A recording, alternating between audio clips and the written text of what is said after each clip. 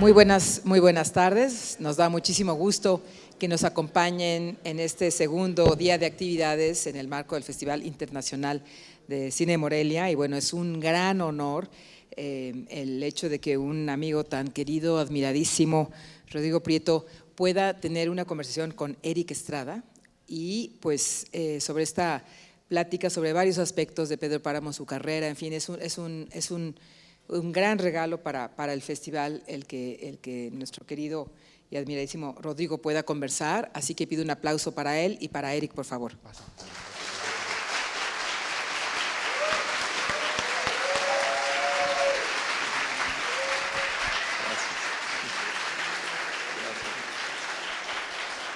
¿Aquí yo?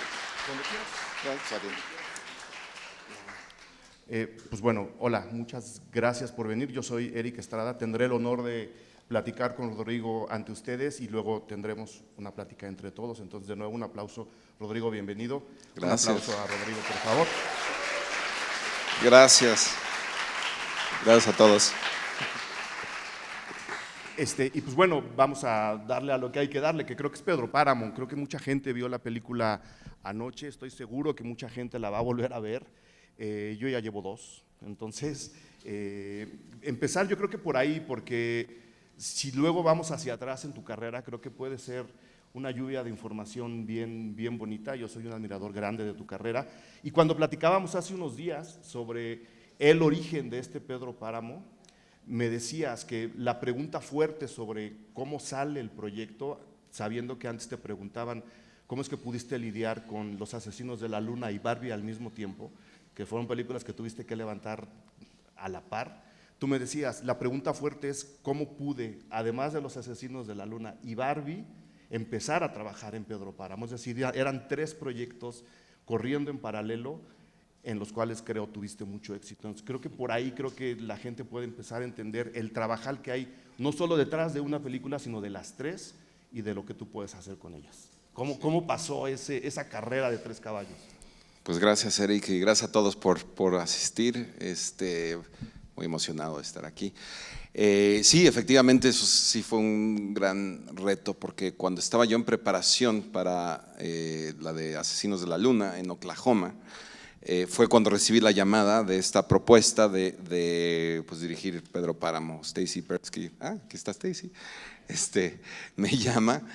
Y me acuerdo perfecto el momento, así, de la sala de una casita que estábamos ahí en Oklahoma y yo ya pensando en Barbie. Bueno, pero pensé en ese momento, bueno, esto a ver si se arma en realidad y quién sabe cuándo, ¿no? Es un poco así, porque sí, levantar proyectos como director tarda, ¿no? Es todo un rollo, todo el casting.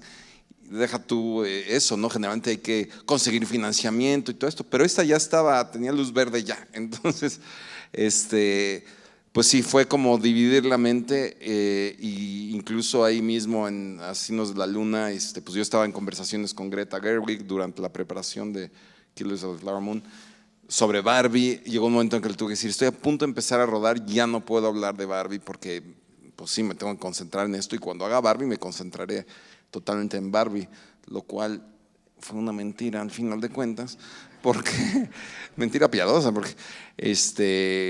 porque pues sí, durante Barbie estuve en los fines de semana hablando con Mateo Gil, por suerte estábamos en Londres, entonces él estaba en Madrid, entonces más o menos coincidía el horario, y pues sí era una esquizofrenia, porque era, claro, ¿cómo vamos a retratar el mundo de Barbie? Y de pronto era, ¿cómo vamos a retratar Comala? ¿No? ¿Y qué fragmentos usamos y cuáles no? Entonces sí fue, pero no fue, o sea, fue bonito, sí fue algo que sí disfruté, o sea, sí es como, ahora sí que como ser humano, meterte en esos mundos es una oportunidad muy particular, entonces la verdad la agradezco muchísimo y en lugar de decir, no, mejor no la hago no, pues alguien pensó que sí la podía hacer, entonces pues, ¿por qué no? Hagamos el esfuerzo y pues bueno, sí se pudo. Creemos que salió, ¿no? Creemos que las 3 quedaron muy bien. Y para entrar a Pedro Páramo, hay que referirnos invariablemente a las 2 anteriores, la del 67 de Carlos Velo, la del 77 de José Bolaños, pero antes que hablar de cómo son esas películas, que además se pueden ver, no les voy a decir dónde, pero se pueden ver, La primera, la fotografía Gabriel Figueroa. La segunda, la foto es de Jorge Stahl Jr., o sea, dos pilares del cine de aquella época. Y en esta la dirige y la cofotografía Rodrigo Prieto, uno de los pilares de la fotografía de este cine. ¿Qué tan visual es Juan Rulfo? Que necesitamos como mexicanos 3 fotógrafos de tu tamaño para poder hablar de ese gran universo que es Pedro Páramo. ¿Qué tan visual es Juan Rulfo?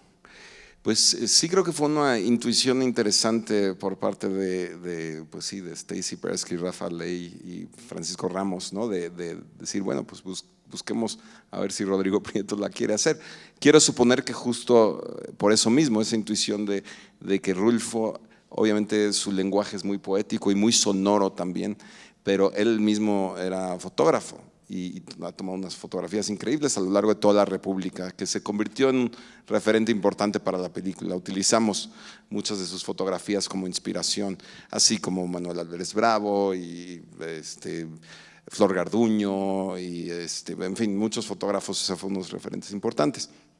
Entonces, sí hay, en la novela hay atmósferas poéticas, pero la intención era traducir eso que está en lenguaje a imagen, ¿no? Entonces no tienes esa capacidad en una película de narrar así es como se sentía, así.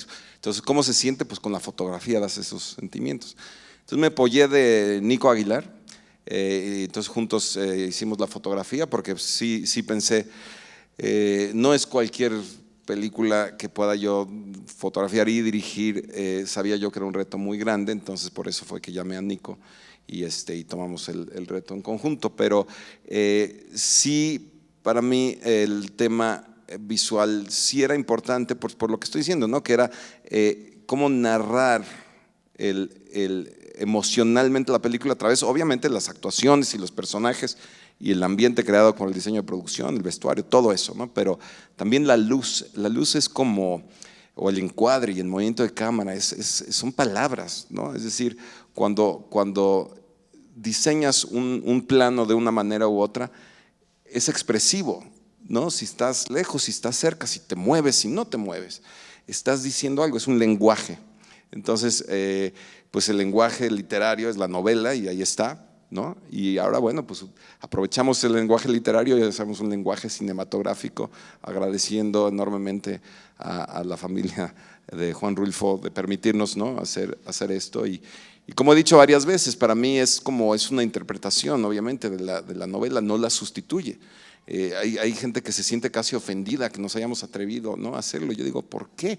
O sea, esto además da la oportunidad de que quizá gente que pues, no la leerá vea la película, o gente que vea la película que la lea, ¿no? Entonces creo que somos compañeros, ¿no? Y esperamos de la novela, ¿no? Entonces espero que esta película también inspire a la lectura. Seguramente sí.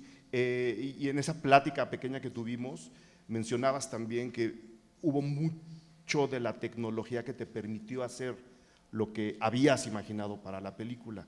Y lo dejamos ahí, no quise ahondar porque me gustaba más que lo platicaras enfrente de toda esta gente, ¿no? ¿Qué jalaron de tecnología nueva para poder ver a Comala como la vimos en tu versión? Que creo que hay que dejar eso claro, es sí. Tu versión de Pedro Páramo, sí. Así como tenemos las otras dos y habrá más. Sí. En el aspecto tecnológico, ¿qué fue lo que jalaron para este Pedro Páramo? ¿Cómo jugaron con cámaras, con filtros, con todo lo que hay ahora en producción?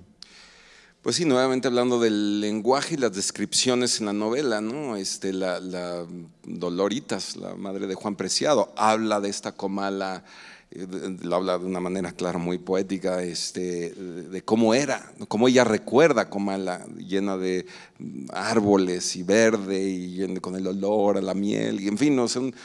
Un recuerdo muy, muy bello, en gran contraste con la descripción del Comala que encuentra Juan Preciado.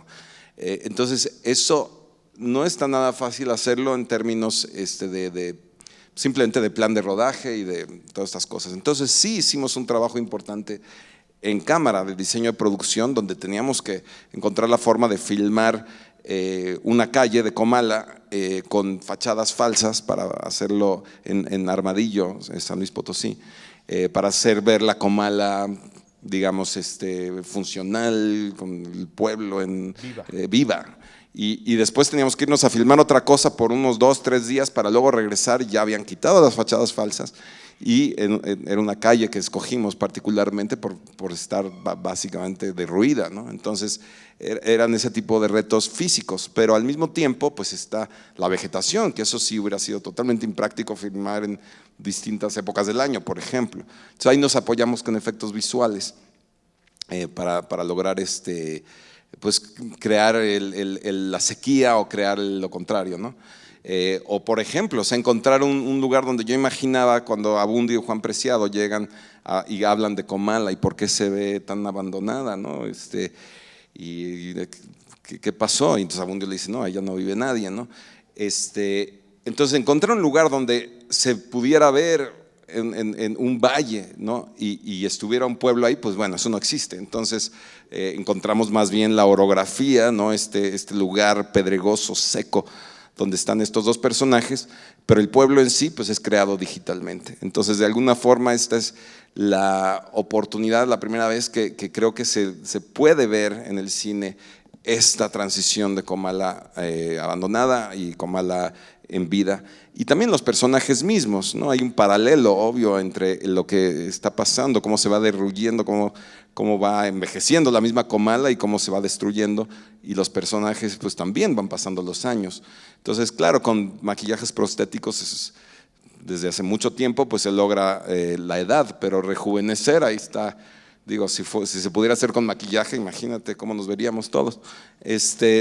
Entonces, pues sí tuvimos que recurrir a también efectos digitales de rejuvenecimiento, que también fue un proceso pues muy delicado, porque fácilmente se puede ver que te saca de la historia. Entonces, pues quise ser sutil, porque en la misma novela no está muy claro cuántos años han transcurrido, pero nosotros sí hicimos una planificación muy específica de en qué año ocurre qué, cuántos años pasaron.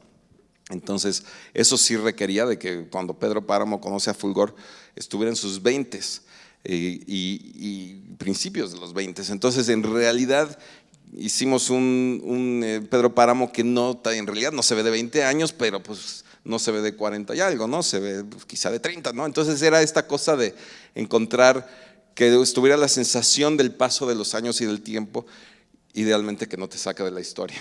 Algo que luego se ajusta ya después con el montaje, ¿no? Que ves primero, que ves después, y la elección del reparto, o sea, ¿qué tan luz verde tenía la película que tú pudiste después elegir actores o mover?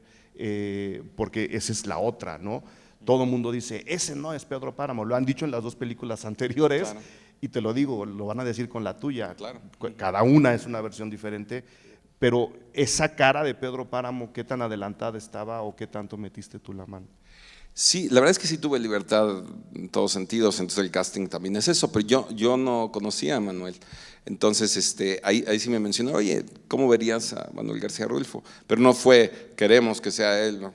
Entonces pues lo vi en el Lincoln Lawyer y luego pues lo vi en otras películas y en otros pedazos, me gustó, nos conocimos, fue a verme a Londres, yo estaba en Barbie y ahí lo conocí, me cayó muy bien.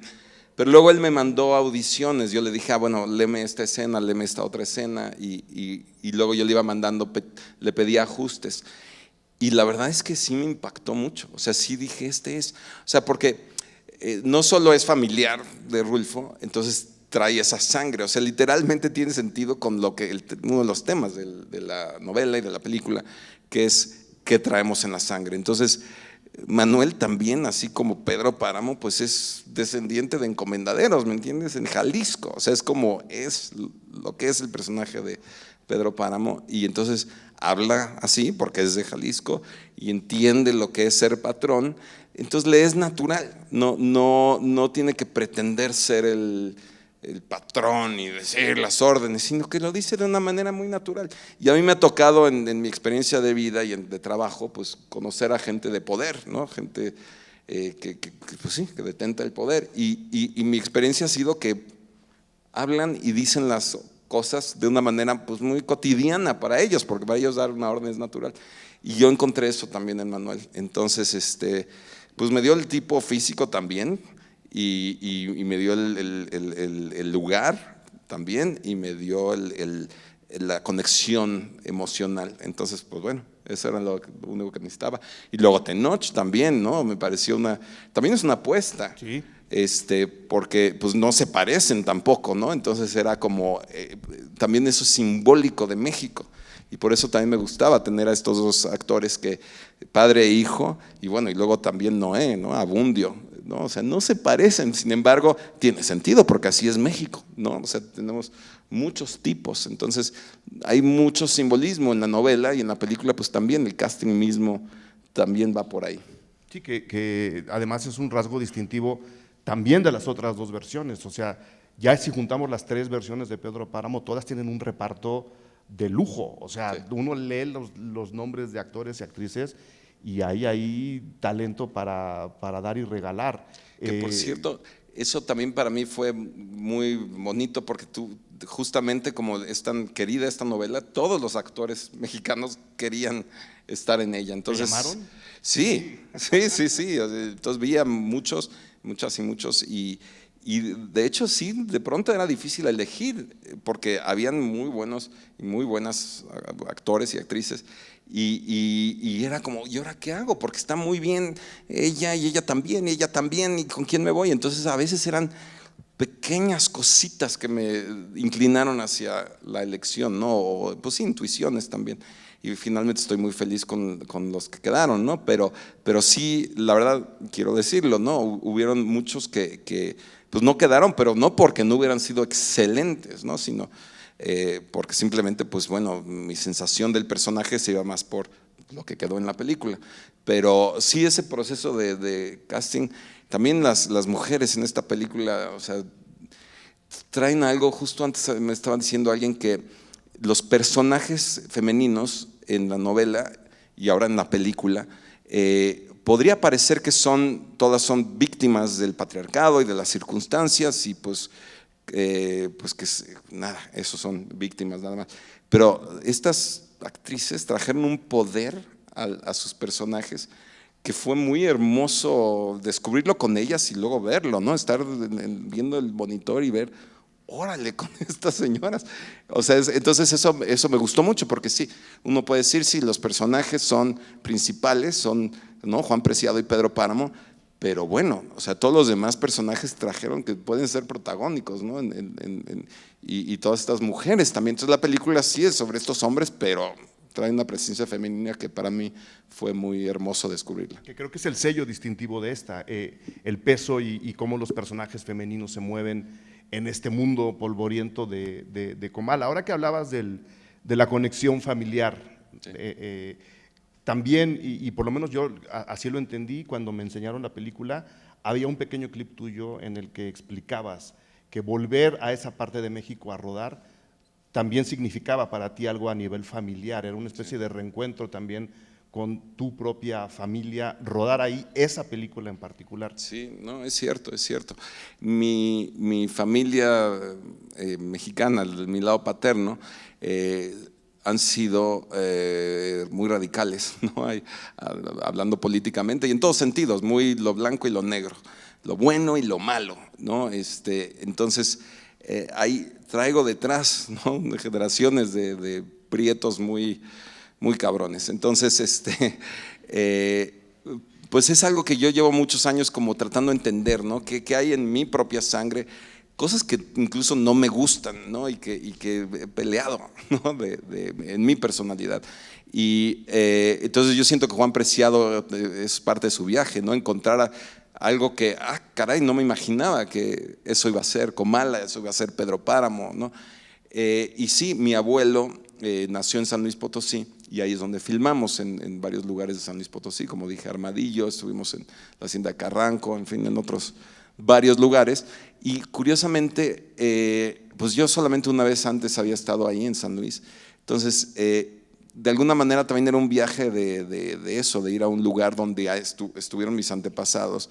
E incluso mi abuelo fue electo gobernador del estado, pero fue en la época de Obregón, quien no reconoció su triunfo y empezó una rebelión de la huertista que mi abuelo comenzó, que por cierto, el Indio Fernández fue soldado de esa rebelión de la huertista. Entonces, bueno, ahí está, ¿no? Mi abuelo era así estuvo en la Revolución Mexicana, peleó ahí con Zapata, en fin, un personaje. Y ahí está su retrato en el Palacio de Gobierno, junto con todos los gobernadores, aunque finalmente no ejerció la gobernatura, pero ahí está un chaval, tenía 28 años en ese momento.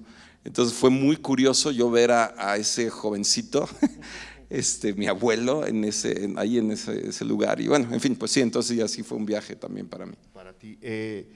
Platicábamos también antes y lo explicaste muy bien.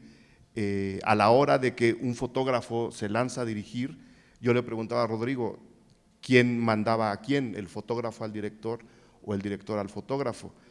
Y ya lo respondió, pero ahora voy a extender, ya verán la respuesta, porque ahora viene la pregunta sobre la pregunta.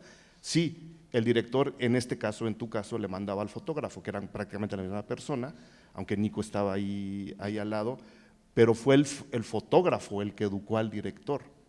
O sea, tú como fotógrafo te educaste para ser director. No sé si lo habías pensado, porque de nuevo, la cámara de Pedro Páramo pues está dirigiendo a los actores de alguna forma, y te lo decía yo, entrar volando a Comala no es cualquier cosa, y moverse en esas calles como mover la cámara nos está diciendo algo de un fotógrafo que dice, yo fotógrafo, aunque le esté haciendo caso a este director, eduqué a ese director. No sé si lo habías pensado. No lo había pensado, pero es muy interesante, es buena perspectiva, sí. Yo cuando empecé en el cine, pues tenía 10, 11 años haciendo películas en Super 8, curiosamente, generalmente también de monstruos o de fantasmas, y eventualmente naves espaciales, en fin, siempre trucos. Eso para mí era como muy bonito, el hacer un truco para que parezca algo, ¿no? Entonces para mí la fotografía eso me daba también esa posibilidad de jugar, de hacer trucos. Pues sí, en Pedro Páramo efectivamente a la hora de tener que tomar decisiones en el set, pues sí, el énfasis era las necesidades del director, ¿no? El momento emocional con los actores, lograr los planos que yo necesitaba editorialmente para contar una escena, entonces filmar algunas cosas, diálogos a 2 cámaras, que para el fotógrafo era, híjole maestro, pues a ver cómo le hago para iluminar esto, pero pues el director decía, pues ok, a ver cómo le haces. Y entonces yo, el fotógrafo, pues encontraba la manera, pero sí es cierto que encontré como ese balance, siento, en el contar visualmente la historia, como dices, con el manejo de la cámara y de la iluminación, pero también con ese viaje con los actores. Entonces, no sé, fue encontrar ese balance que es como yo hacía las películas en Super 8. O sea, también pues, dirigía y fotografiaba y lo que fuera, hasta actuaba también. A veces le pedía a mi mamá que operara la cámara para yo salir ahí, a lo que fuera, o mi hermano, que hacíamos las películas juntos, ¿no? Entonces, sí, me di cuenta que sí fue posible tener los 2 sombreros. Ok, y ahora, ¿no? que hablas de tus ejercicios, ciencia ficción, ovnis y todo aquello, como fotógrafo, ¿hay que decirle que sí a todo? ¿O cómo es que decides aquí sí y aquí no? Porque ya ahorita hablamos del cine mexicano, pero en tu carrera en Estados Unidos tiene todo tipo de géneros y has entrado a todo tipo de lugares, incluido el videoclip, los anuncios, ¿no? Pero has trabajado con todo tipo de directores haciendo todo tipo de géneros. Sí. ¿Eso es porque sumas experiencia o porque hay más juguetes de un lado que del otro? ¿Cómo funciona ahí el plan de trabajo de un fotógrafo cuando te llegan a ofrecer una película de horror? Creo que es lo único que te falta, el horror, ¿no? Habría que votar por una de horror con Rodrigo Prieto, pero todo lo demás te lo has aventado. Sí, quizá la más cercana al horror, aunque es más terror psicológico, es Sobrenatural, de Daniel Gruener. Ah, para allá voy al rato, okay, sí, para allá voy al rato.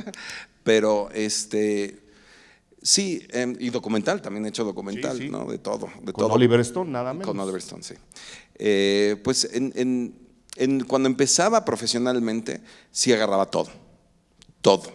O sea, hice videohomes varios, que a lo mejor no ubican lo que es eso, pero eran películas filmadas en 16 milímetros en 2 semanas, largometrajes, que no se exhibían en el cine, era para el mercado de VHS, ¿no? De videos, y pues generalmente eran guiones de lo que fuera, ¿no? De acción y no, en fin, terribles. Pero yo era feliz, o sea, me hice 5, creo, videohomes, al tiempo que hacía justo documental, publicidad, lo que fuera. Y hasta hice reportaje, hasta los tiempos por ejemplo, cuando Salinas de Gortari quedó en la presidencia, estaba yo de reportero con una cámara en la Cámara de Diputados, si me recuerdo, el repudio total al fraude electoral, todo eso. Entonces, una serie de experiencias, o con Fidel Castro, filmé un documental con Oliver Stone, con él, Vladimir Putin, hasta conocí a Yasser Arafat. En fin, entonces han sido una serie de experiencias vitales que sí, eso también informa lo que escojo hacer. O sea, no solamente es, bueno, definitivamente no es como hacer un demo como fotógrafo, claro. ¿no? Que esta película me da esta oportunidad como fotógrafo, no. Es más bien, ¿qué parte de mí personalmente puedo explorar a través de esta película? Obviamente en Pedro Páramo es más directo, pero de todas maneras simplemente la vivencia de estar en Taiwán, ¿no? Filmando Silence, que supuestamente es Japón, pero la filmamos en Taiwán. En fin, todas estas experiencias de lugares, de gente, para mí es de alguna manera es como espiritual, porque te conecta con el universo, toda la infinidad de universos que son los seres, que somos los seres humanos, ¿no? Y darte cuenta, pues sí, finalmente que todos somos pues, lo mismo, pero vivirlo, y vivir en diferentes países y realmente no estar ahí de turista, sino estar ahí además trabajando y yendo a comprar lo que vas a cenar. En fin, todo eso es parte de… Ahora tengo la fortuna de que ahora sí tengo la oportunidad de escoger, digo, no siempre, ¿no? Pero sí de escoger los proyectos. Entonces sí trato de diseñar un poco mi carrera en base a lo que me interesa, hacia dónde me quiero ir. Y sí me gusta mezclar géneros, claro. Digo, es más o menos obvio, ¿no? Pero sí me interesa mucho expandirme creativamente. ¿Sería una recomendación para alguien que quiere empezar a hacer cualquier tipo de trabajo audiovisual, como meter las manos en tantos lados donde sea posible para educar el ojo y la sensibilidad? Porque Sí. ser cinefotógrafo, como dices, es un trabajo espiritual, es un trabajo sensitivo, Sí. y es un trabajo también de técnica. Técnico Creo que si no mezclas no consigues Sí, pulirte sí, a ti sí, mismo, ¿no? ¿Lo sí. recomendaría? Sí, sí, creo firmemente en eso. O sea, hay que hacer de todo y todo vale, todo cuenta. O sea, también fui asistente de producción, lo que fuera, ¿no? Y pues sí, me mandaban pues sí, por el café, lo que fuera, y pues lo hacía con de toda gana. Y esa sería mi gran recomendación, sería lo que estén haciendo, hacerlo de toda gana, porque esos cafés que yo traje con buena gana y buen humor, alguien dijo… este güey tal vez pueda hacer esta otra cosa, ¿no? Y sí, cuando te ven que está tu corazón en lo que haces, sabes que ese corazón pues estará en otra cosa, y entonces yo creo que sí hay que entrarle a todo con ganas. Claro, claro. Pues bueno, tengo aquí una lista de lo último, las últimas colaboraciones que has tenido, porque quiero hablar de lo que había antes, entonces nada más las voy a mencionar. Don Rodrigo ha trabajado, ahí se las pongo, con Martin Scorsese, que creo que es lo más famoso últimamente. Veo que no se te olvidó el don. A Don Martin. No, que no se te olvidó el don, No, cuando dijiste Don no. Rodrigo. Don Rodrigo ha trabajado con Martin Scorsese, con Pedro Almodóvar, que vengo de ver la última, está bien bonita, se las recomiendo, con Ang Lee, con Oliver Stone, Julie Taymor Moore, Spike Lee, por supuesto con Alejandro González Iñárritu. ¿Fue la película Amores Perros la que consolidó tu internacionalización? Sí. Porque ya te habían echado el ojo desde antes, ¿no? Sí, de hecho, quizá fue un embrujo de Carlos Carrera. Ok. Bueno, de hecho, Sobrenatural fue la primera. Bueno, no fue mi primera película, fue mi cuarta. O sea, ¿cuál fue mi primera película? Ok. Yo cuento como mi primera película la primera que estuvo en la sala cinematográfica, Okay. no los videohomes. Entonces, Sobrenatural. No, porque no llegaban al cine. Exacto. Sobrenatural fue mi cuarta película y fue la que salió como internacionalmente. Estamos hablando del 96. Sí, ¿verdad? Sí, Algo así. es del 96. 96. ok. Yo nunca sé en qué año vivo. Y sí, ahí esa fue con la que conseguía gente en Estados Unidos, la vieron y pues de ahí me jalaron. Y Un Embrujo fue la primera que ganó un premio internacional, que fue en San Sebastián. De Carlos Carrera. De Carlos Carrera, entonces ganó Mejor Fotografía en San Sebastián. Y esa fue la que salió un artículo en el Variety de 10 to watch, 10 personas, 10 fotógrafos a mirar sus carreras. Y yo era uno de ellos, estaba Dion Beebe, varios otros, y ahí fue donde, y era con Un Embrujo, y ahí fue donde dije, bueno, a lo mejor ya me empiezan a ver en otros lados. Pero sí, efectivamente, Amores Perros fue la que como que detonó, pues que Oliver Stone me llamara, sí, Spike Lee, y en fin, pues sí, así fue. Una película que desde mi punto de vista cambió al cine mexicano, ¿no? Lo trajo al siglo XXI en más de una forma. Antes de eso tienes además una película que a mí me gusta mucho, de Francisco Atiyeh, Fibra Óptica. Y cuando decía yo, le has entrado a todo, pues le has entrado al noir. Esa película es muy noir y yo extraño a ese Rodrigo Prieto, ¿sabes? Aunque lo veo ahora en el Comala, hay mucha atmósfera noir, mucha atmósfera de cine negro. Y evidentemente se ha madurado la visión. Sí. Lo que se hace en Fibra Óptica, que les recomiendo muchísimo, es un thriller de arriba abajo, fotografiado por don Rodrigo Prieto, casi en un estilo clásico del noir. Y me gustaría nada más, como inquietud personal, que nos contaras un poquito de cómo se decidió realmente acercarse tanto al noir clásico en una película como Fibra Óptica, que además se siente mucho de los 90, o sea, no está en blanco y negro ni nada, está muy jalada a los 90 como debía de ser, pero jalan todos los aspectos del film noir. ¿Qué tanto te gusta el noir a ti o qué tanto te gustaría hacer más de eso? Sí, no, sí me gusta. Sí, Francisco Atiyeh fue mi maestro en el Centro de Capacitación Cinematográfica. De hecho, ahí está Roberto Sosa, que es el padre de Rentería. Sí, fue una filmación muy interesante, porque, por ejemplo, Francisco él hizo un storyboard que yo no sabía, me contrató y yo, pues me gustaba mucho su clase como maestro, entonces dije, qué emoción trabajar con él. Hizo un storyboard detalladísimo, inflexible. O sea, los dibujitos que hacía, eso era. Y entonces cuando empezamos a hacer scouting, yo quería proponer algo, no, es el storyboard. Entonces, sí me saqué de onda, o sea, incluso le renuncié antes de empezar la película. Hablé con Francisco y le dije, ¿para qué me quieres? Y entonces él me dijo, mira, los planos y los ángulos ya están definidos, pero tú haz lo que quieras con la iluminación. Entonces dije, bueno, esto es buen ejercicio. Dije, voy a ver cómo es eso, voy a ver porque mucho del trabajo creativo cuáles son las limitaciones y eso te lleva a encontrar cosas que tal vez no hubieras hecho si no hubieras tenido esa limitación.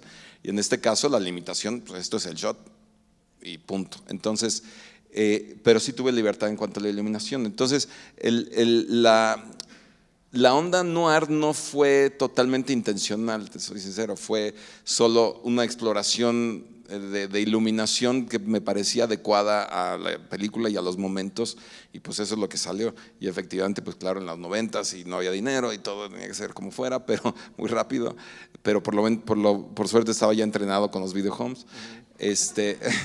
Pero sí, la verdad es que le agradezco mucho a Pancho Atiyeh porque eso me ha permitido en mi carrera hacer eso de ser necesario, ¿no?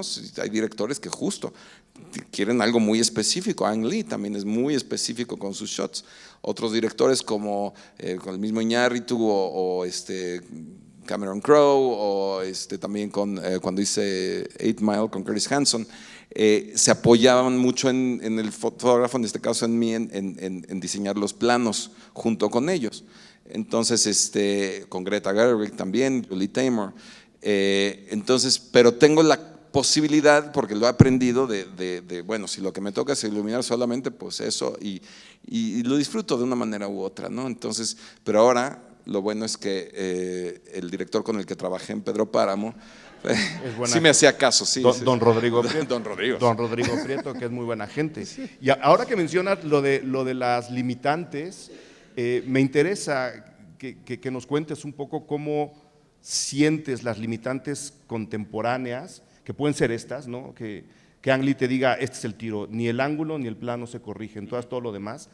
comparado con las limitantes del cine mexicano de los 90. O sea, ya mencionamos Fibra Óptica, ya mencionamos Un Embrujo, ya mencionamos Sobrenatural, Perfume, Efecto Inmediato, que es una película que si ahora se hiciera con todo el rollo, ¿no?, de la corrección política y del cuestionar masculinidades, yo creo que una segunda versión de esa pegaría mucho. Son películas hechas en una época súper complicada para el cine mexicano, y tú te educaste ahí. Sí. ¿Cuáles eran esas limitantes y qué tanto músculo te dio sacar películas como estas de un esquema tan árido, comparadas con las limitantes que puedes tener ahora trabajando con gente como Scorsese, que tampoco es que levante producciones, o sea, a él también le cuesta, sí, ¿no? ¿Cuál es el contraste entre esas dos sí. No como Don Rodrigo Prieto, sino como Rodrigo Prieto? Sí, exacto. Bueno, mencionas Perfume, Efecto Inmediato, que me da mucho gusto que la menciones. En la película sale una bebé, salen muchos bebés, pero sale una bebé que es mi hija María Fernanda Prieto, que no está aquí en Morelia, pero no está aquí ahorita en este momento. Sale de bebé y ahora ella fue directora de segunda unidad de Pedro Páramo. Entonces ella es directora y va muy bien. Entonces es como muy emocionante para mí que la menciones, porque yo me acuerdo de estar mirando por la cámara y lo único que yo veía, veían miles de actores, pero yo solo veía a mi bebé. Solo veía a Marifer. Pero sí, pienso por ejemplo en la primera película que salió en la pantalla, que fue Asesino del Zodíaco. Sí, con Maribel Guardia, Sebastián Ligarde. Que uno diría David Fincher, no, esa es otra. No. Esta es otra. Humberto Zurita. La filmamos en 3 semanas, entonces ya era una semana más que los videojuegos. ¡Wow! Pero sí me acuerdo, el primer shot que hicimos era un dolly con un brazo, un jib, de noche, entonces claro, iluminación nocturna, hay que hacerlo rápido, todo eso. Entonces en el dolly, yo operando la cámara, tuvo en la toma 1 un brinquito el dolly. Entonces, ok, ya quedó la toma 1 y pido, ¿podemos hacer otra toma? Ok, toma 2. Después de la toma 2, me llama el productor Abraham Cherem. Rodrigo, ven. No podemos estar haciendo toma 2 de todo, maestro. Ok. Entonces sí, efectivamente, pues sí, aprendí a trabajar en limitantes fuertes, ¿no? Pero lo que me he dado cuenta es que no importa el nivel, siempre hay más ambición que lo que da el presupuesto. Y ustedes ven, por ejemplo, Barbie y dirán, no, hacían lo que querían. Mentira, o sea, en Barbie sufríamos fuertemente y hasta a mí me daba coraje. Yo decía, esto es misógino, o sea, porque yo veía a Aquaman ahí junto, lo que quieran, tomen, todos, nos queremos hacer, bla, bla, no. Entonces hicimos lo que pudimos, porque claro, el guión era una locura, o sea, la película lo es, pero el guión era un monstruo, verdaderamente enloquecido. Y que por cierto también fue muy divertido trabajar con Greta en eso, pero el caso es eso, que yo quizá el irlandés es quizá la única película donde he sentido que teníamos los recursos que necesitábamos, ahí sí, pero no en Silence, no en Los Signos de la Luna, o sea, siempre hay limitantes, pues bueno, un presupuesto es una limitante, entonces hay que trabajar dentro de esos parámetros y creo que he tenido la fortuna de haber trabajado en videojuegos o lo que fuera y poder resolver. Si hay el tiempo, pues te das el tiempo, pero casi nunca lo hay. ¿Y tú crees, como director, como fotógrafo, como cineasta, que sí deberíamos voltear un poquito más a este cine, al de los 90, que se nos está olvidando, que está ahí, pero que de ahí salieron todos los que ahora están, ¿no?, dándole la vuelta al mundo como guionistas, como fotógrafos, como editores, como directoras, ¿no? Tú mismo, ¿no? Guillermo el Toro Cuarón, estuvieron haciendo varias cosas. Sí, tú dirías que habría que voltear un poquito más, incluso institucionalmente, hacia esas películas que se nos están olvidando. Pues sí, fue una época obviamente muy especial para mí. De hecho, empezábamos también con las horas marcadas, que pues, varios de los, pues sí, justamente Cuarón, el Toro, dirigieron de esas. Y yo no llegué a fotografiar hora marcada, pero fui asistente de cámara de Carlos Markovich en como unas 3-4 horas marcadas. Y yo decía, me va a tocar fotografiar una. Y pues se acabó la serie antes de que tuviera yo esa oportunidad, pero hablando de películas de terror. Pero había una cosa como de búsqueda de, no sé, como de querer hacer algo diferente, ¿no? A lo que estaba pasando pues una década o dos antes en el cine mexicano y ver que en el cine mundial pues habían propuestas muy variadas. Entonces creo que fue una época donde justamente hubo la oportunidad de hacer cosas distintas a lo que venía antes, no que no hay nada nuevo bajo el sol, digamos, ¿no? Pero sí había como esa energía. Entonces no sé qué significaba ni qué sea distinto entonces de ahora, pero sí recuerdo, bueno, por ejemplo, los fotógrafos, una cosa que agradezco es que haya ahora más apertura a empezar sin la necesidad. En aquel entonces tenías por ley que ser sindicalizado en el STPC o en el STIC para poder participar en una película. Entonces, pero era prohibido, no había cine independiente en el sentido que cualquier película que se hiciera tendría que ser a través del sindicato. Pero un momento, si no estás en el sindicato, ¿cómo entras? No, pues tienes que estar en el sindicato. Ok, pero ¿cómo entras? No, tiene que haber un desplazamiento. Alguien se tiene que salir o morirse para que entonces suba un nivel y entonces puedas entrar de aprendiz. Ah, bueno, ¿y eso cómo ocurre? Bueno, tienen que votar los que están en el sindicato para que entres. Entonces, ¿quién va a votar para que entre este niño, ¿no? Rodrigo Prieto, que no conocía a nadie? Entonces no iba a ocurrir y pues no ocurrió. Entonces lo mismo Lubezki, todos nosotros, ¿no? Había una cuestioncilla ahí en la ley del sindicato que permitía pagar, bueno, eso era el desplazamiento, pagar el sueldo de un fotógrafo del sindicato. Y entonces tú podías entrar y ya si te daban algo, pues ya bien, pero entonces permitían. Y entonces así es como empezamos todos en esa época, con desplazamiento. Entonces claro, nos pagaban pues muy poco, pero dio la oportunidad. Entonces eventualmente el sindicato me invitó a entrar ya como director de fotografía. Entonces fue como, ok, gracias. Ya no tuve que hacer todo el proceso. Y entonces se dio la apertura. Pero antes de eso era imposible.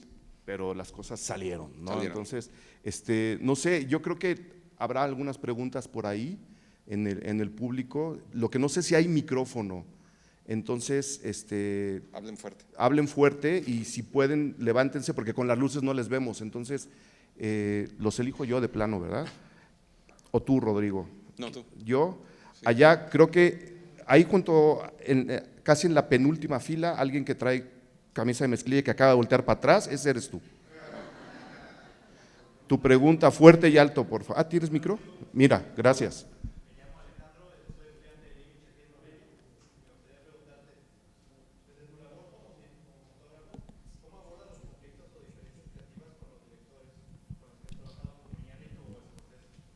Ok. Sí alcanzaron a escucharlas. ¿Cómo abordamos o cómo abordo las diferencias creativas con directores? Para mí, lo que es muy importante como director de fotografía es realmente tratar de meterme en la cabeza de los directores. O sea, de tratar de entender cuál es su mundo, cuál es su intención y entonces yo tratar de convertirme en un vehículo de eso, porque eso lejos de lastimar mi ego, creo que es lo contrario, o sea, como que me permite extender mi persona y como meterme en una forma de ver las cosas que quizá no es la mía naturalmente, y entonces me obliga a veces a hacer, como hablábamos del caso de Francisco Atía, a hacer cosas que yo hubiera hecho muy distinto, pero entonces descubro algo que expande mi creatividad. Entonces, lo primero que trato es no de discutir, no, debería ser así, así, sino a ver por qué. ¿Por qué ves el plano de acá arriba si de acá se ve mucho mejor, por ejemplo? Acá mira toda la profundidad. Entonces, quiero entender cuál es la razón de que esto es mejor para ti. Entonces, cuando invito a que me expliquen, puede que cambien de parecer. O puede que yo cambie de parecer, yo entienda y entonces yo adapte mi forma ok, claro, es que eso oprime al personaje o lo que sea, entonces vamos a iluminar de manera que se sienta más opresivo, ¿sabes? Entonces, creo que me aproximo de una manera más de curiosidad que de quién tiene la razón, tú o yo. Además, al final de cuentas no importa, la película nadie va a decir, este plano lo diseñó o este otro. Lo que importa es que la película quede buena y quede potente. Entonces, si entiendo de dónde viene la intención del director, pues la apoyo, ¿no? Muy bien. ¿Alguien más que tenga una pregunta? Acá Yo. es naranja, abajo tú.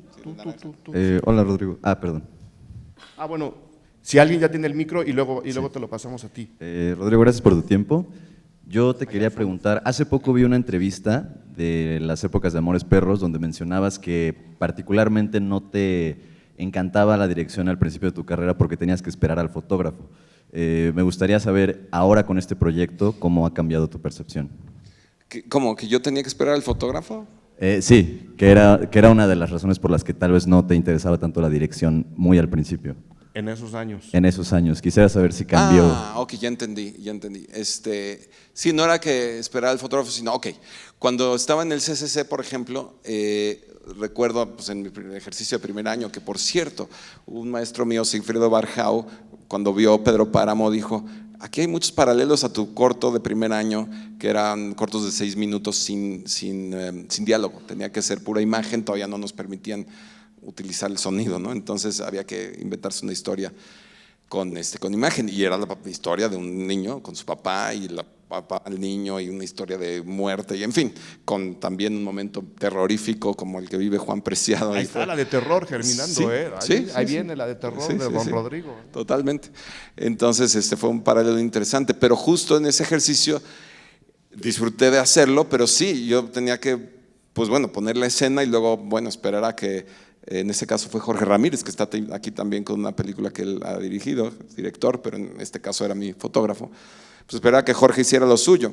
Y recuerdo que yo veía y decía, más bien yo tenía ganas de hacerlo, ¿no? Entonces veía cómo estaba iluminando y decía, y me aguantaba porque decía, bueno, pues también le toca hacer lo suyo y aprender, ¿no? Y entonces es un ejercicio escolar y tal.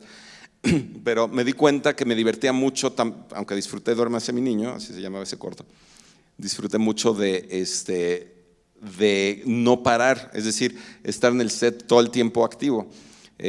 Porque claro, el director termina con los actores y tú estás pensando todo el tiempo y estás como, y ahora sí, a trabajar y preparar un plano, y ahora el plano que sigue, pues hay que prepararlo y poner la cámara, no paras. Bueno, en Pedro Páramo fue la N potencia, entonces, porque como también cofotografié, pues sí era, todo el tiempo tenía que estar en on, no había un instante de distracción. Y me llamó la atención que sí tuve esa capacidad y además lo disfruté, o sea, era un foco tal que es bonito, la verdad. O sea, sí hay estrés y lo que quieras, pero estás, o sea, te conviertes como en un, no sé, en alguien que ve todo, ¿no? Entonces, pues sí, no tuve que esperar al fotógrafo. Ahora no. Sí. Otra pregunta, ahora sí acá, mira. Bueno, buenas tardes. Primeramente, muchas felicidades. Genial que me puedas hacer un libro tan importante de Juan Rulfo. Y mi pregunta es, ¿qué tan difícil fue el pasar la historia literaria, ya que es realismo mágico, a la pantalla grande? O sea, hacerlo más realista, digamos de esta manera, para una producción cinematográfica. Pues sí, yo considero que Pedro Páramo es más un surrealismo que realismo mágico, pero en México vivimos muchas veces situaciones surreales, ¿no? Entonces hay algo en la misma novela que es cotidiano, a pesar de que estén pasando cosas muy extrañas, como dice el mismo Juan Preciado, están pasando cosas muy raras. Entonces, para mí era como buscar la forma en que se sienta verosímil lo que está ocurriendo dentro de ese mundo creado y que tenga su propia autenticidad, a pesar de que hay momentos también que visualmente incluso son un poquito, digamos, exageradillos, ¿no? Las noches de Comala, esas nubes extrañas, o sea, hay algo ahí un poquito raro, pero para los personajes esa es la realidad. Entonces creo que eso era como mi reto, o sea, que incluso en la manera en que hablan los actores, o sea, que dijeran esos textos hermosos, rulfianos, pero de una forma en que pues así habla Damiana y así hablan, ¿no? Son ellos, no son personajes. Entonces para mí eso era lo más importante. Y además trabajaste con un gran guionista. Sí, sí, un gran escritor, Rulfo, y con Mateo Gil, que es un gran guionista, sí. ¿Alguien más que ya tenga micro? Sí, allá. Buenas tardes. Primero, bienvenido a Morelia. Soy Gaby Lascano, soy actriz. Gracias. Y a mí algo que disfruto mucho en el cine siempre es la fotografía. Creo que el fotógrafo es el que realmente tiene la sensibilidad y el que nos transmite las emociones de un trabajo. Pero cuando tú eres también el director, ¿qué pasó con ese diálogo interno? ¿Qué pasó contigo como director, contigo como fotógrafo, cuando realmente podías contar una historia como tú la querías contar? Pues sí, a veces era, te digo, esa esquizofrenia de yo estoy clavado con una actuación y el fotógrafo, oye, dame chance de, tengo que mover esa luz y cállate. No. Lo tenía sentado aquí en el Sí, hombro. sí, exactamente, cállate. Ok, vamos a eso. No, pues era como compaginar el rollo, pues sí, visual con el rollo actoral y finalmente todo está mezclado, ¿no? O sea, para mí no lo puedes en realidad separar. Por eso yo siento las películas que fotografío que también soy el autor de esa película. O sea, sí, me siento totalmente parte de la creación final de la película. Y sí, es una película que hago con y para un director, pero sí me siento totalmente dueño de eso, porque sí coincido con lo que dices. O sea, la fotografía es lo que entra primero, ¿no? Los ojos, claro, el audio también, pero finalmente el trabajo de todos los que participan en una película entran por un lente y son captados por un sensor o un negativo y ese es el trabajo del director de fotografía. Tú eres responsable de cómo se ve todo eso, cómo se ve una actuación, desde dónde, qué tan, ¿no? Desde dónde ves la actuación, ¿no? Entonces es un trabajo muy importante que me llama la atención que en tantos festivales pues no existe ni siquiera el reconocimiento de fotografía, ni en Cannes, ni en Venecia, o sea, no existe. En los Óscares de milagro no lo han quitado, ¿no? Pero en los Golden Globes existe premio de fotografía, en fin, como si no fuera, vaya, yo siempre digo, a ver, ve una plaqueta, ¿no? ¿Han visto las pizarras, ¿no? ¿Qué nombres tiene? Ok, gracias. No, más fácil, a ver, hagan una película sin cámara. Sí, exactamente. Es súper sencillo, ¿no? Sí, hagan una sí, película sin cámara. Sí. Tenemos tiempo para una última pregunta. ¿Alguien ya tiene micro? Allá al fondo. Sí, ¿qué tal? Hola. ¿Qué tal? Buenas tardes, un gusto. Gracias. Tuve oportunidad de ver tu película anoche y de hecho creo que de lo mejor y que personalmente más me agradó fue el hecho del montaje. Entonces, creo que al final de cuentas es un proceso creo que es de lo último por el tema de capturar fotografía, la producción, postproducción y demás, ¿no?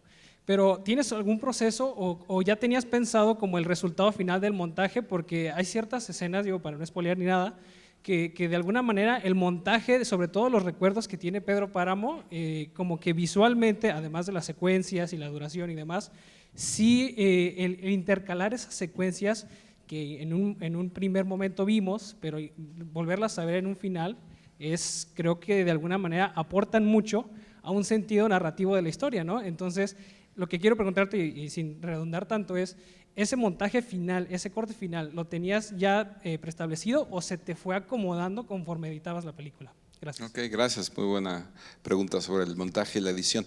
Trabajé con una editora increíble, Soledad Salfate, chilena, no sé si está aquí. Bueno, está aquí en Morelia.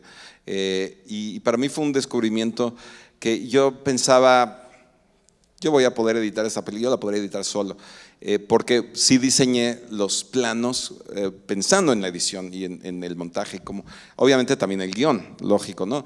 Y la misma novela, obviamente el guión responde también a eso, intercala tiempos y es un tiempo no lineal y eso es algo muy particular y experimental y especial de la novela que nosotros también lo llevamos al guión.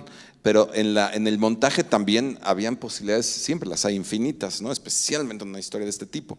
A pesar de que sí, Rulfo pareciera que no, pero sí hay un manejo de emocional en la estructura tan extraña que plantea, pero tiene un sentido interno. Entonces, mantuvimos eso, pero para mí sí era muy interesante el juego justamente de las conexiones entre los tiempos casi paralelos y entre los personajes.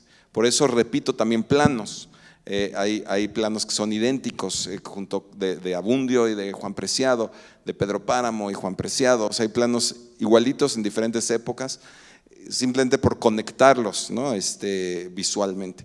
Y en el montaje, Soledad me ayudó a encontrar cosas que yo no esperaba, y muchas veces me pasaba que no encontraba cómo solucionar algo que pues como que no estaba funcionando el corte, y ella de pronto hacía magia y oh, wow, ahora sí fluye. Y entonces también aprecio mucho y descubro, pues yo como fotógrafo, cuando trabajo con directores, eso que trajo Soledad a mí, pues yo espero traérselo a otros directores, ¿no? O sea, que ellos quieran hacer algo pero no sepan exactamente cómo, entonces tú propones, ¿y qué tal por aquí? Y eso es lo que también Soledad hizo para mí, y todo el proceso de edición y de postproducción fue muy distinto, es algo que yo en realidad no había hecho, y de sonido también, el diseño sonoro de Séverin Fabrau, francés. De hecho fui a París a trabajar con ellos, incluso a la hora de hacer el sonido, el diseño sonoro, de pronto decía, ay, me falta aquí una voz, alguna risa, y pues me grababan a mí mismo, mi voz está por todos lados. De hecho hago la voz, por ejemplo, cuando la mano jala las cobijas de Pedro Páramo y que dice, despiértate, eso yo. En fin, varias cositas así. Entonces disfruté mucho, fue un proceso muy nuevo para mí y muy disfrutable. Muy bien, ya, ahondando en la pregunta, yo les sugiero que revisen justo esa estructura en las dos primeras películas, y la comparen con la de Don Rodrigo Prieto, para que vean justo la diferencia que estaban marcando en la pregunta. Es bien interesante ver cómo están contadas las otras, muy linealmente, y luego cómo decidieron contar esta. Yo les dejo ahí esa tarea. Me están dando chance de una pregunta más. Alguien que ya tenga micro, ahí, de pie, por favor, porque no te vemos. Queremos verte. Ahí está, sí. Ahí estás. Venga. Bueno, hola, señor Don Rodrigo. Oh, no es necesario el don, pero bueno. Es nomás para mí. Sí, exacto. Solo yo tengo que decirle, don, ustedes pueden está bien, tutear. perdón. No, bueno, yo nada más, quería preguntarle, por ejemplo, yo ahorita estoy haciendo todo lo que puedo, sigo en la prepa, y quería saber usted como qué consejo le podría dar a una persona, a un futuro director aquí como yo, su servidor, ganador de Oscar y todo. ¿Tú ya ganador de Oscar? No, futuro. Futuro. Sí. Wow, lo va a ganar. Sí, lo voy a ganar, sí. Y bueno, ¿qué consejo podría darme para seguir ahorita para, no sé, la universidad, y como más que nada para en un futuro dar el salto al cine ya internacional, como usted lo hizo, dejar un poco el cine nacional, que obviamente sin dejarlo por completo, muy bonito, pero hacer películas ya como usted hizo, Barbie, Los Asesinos de la Luna, etcétera? ¿Qué consejo podría darme? O bueno, dar. Pues mira, yo lo que puedo decir es que de mis tiempos de la prepa y antes, y de las peliculitas que yo hacía, y después en el Centro de Capacitación Cinematográfica y todo ese proceso, no se siente diferente. O sea, no siento que en ese momento mi meta era ganar un Oscar o nada por el estilo, ¿no? O sea, mi meta era hacer lo que fuera, ¿no? Una peliculita que se llama Trascendencia, hacer trascendencia de la mejor manera posible, y la oportunidad de hacer esa película en la escuela era increíble, ¿no? O luego de fotografiar los ejercicios de mis compañeros, eso era la neta, punto. Entonces, mi recomendación es: haz todo en este momento como si a lo mejor en una semana te atropellan, por decirlo, ojalá y no te lo deseo, pero yo creo que la meta es ahorita. Entonces, ¿qué quieres contar ahorita? ¿Qué ideas tienes en este momento? Pues hazlas, fílmalas como puedas, con tu teléfono, lo que sea, encuentra la manera de editarlo, y así irás aprendiendo. Pero ese proceso es lo que te invito a que disfrutes, eso, sin esperar ¿para qué es esto? Que eventualmente voy a llegar. No se llega. O sea, yo no siento que ha habido un momento donde diga, ahora sí ya llegué, ya soy Don Rodrigo. No. No llega. O sea, es simplemente, igualito. O sea, me acuerdo en la escuela esperando los rushes, ¿no? Que antes pues era en cine, entonces pasaba pues como 2 semanas en lo que se revelaba y en lo que por fin podías verlo en pantalla, y ese nervio y esa emoción pues la siento todavía. Entonces, lo que más bien yo siento que perder eso sería algo muy triste. Entonces, bueno, te invito nada más a disfrutar cada momento de tu trayectoria. Paso a paso. Pues bueno, mil gracias, Rodrigo, por tu tiempo, por Gracias haber a ti, venido Eric. a platicar con la gente de Morelia.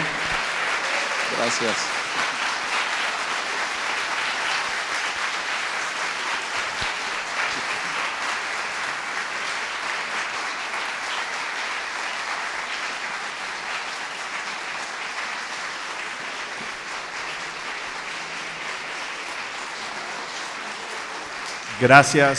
Gracias a toda la gente que vino. Gracias por la película. Va a estar en cines antes de entrar a Netflix, ¿verdad? Sí, así es. A partir del 23 o 24 de octubre va a Por estar estos días. en varias salas. Y entra a Netflix el 6, pero lo que yo recomiendo siempre, véanla en la pantalla grande y luego repítanla ya en su casa, Sí. las veces que quieran, pero véanla en el cine, especialmente si está fotografiada por don Rodrigo Prieto. Rodrigo, mil gracias. Gracias, Mil Eric. gracias a todos ustedes, sigan disfrutando del festival. Gracias al festival Sí. por este espacio y pues nada, a seguir viendo películas. Gracias, Venga, Rodrigo. sale, gracias.